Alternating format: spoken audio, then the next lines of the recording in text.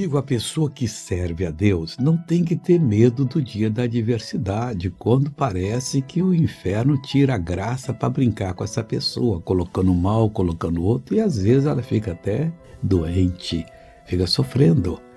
Lógico que se nosso sistema imunológico estiver bem, nem o resfriado entra mal nenhum, mas nem sempre nós estamos bem espiritualmente também, aí o mal entrou.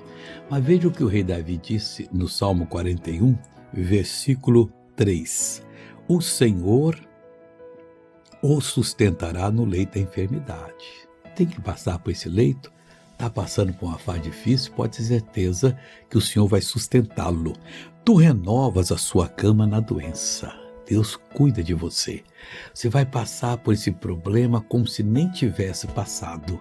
E Deus vai lhe abençoar em nome de Jesus. Pode assumir em Cristo o seu lugar, porque o Todo-Poderoso tem algo grandiosíssimo para fazer na sua vida.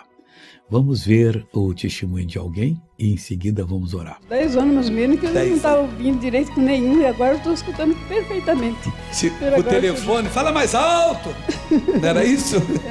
Agora não. Aí eu passava vergonha o tempo todo. Falei, agora não vou passar mais vergonha não. Oh, glória não vai mesmo. Jesus curou. Quem vai passar vergonha é o diabo, porque ele está amarrado para sempre. Vamos orar. Querido Deus, em nome de Jesus, eu abençoo todo aquele que está orando comigo.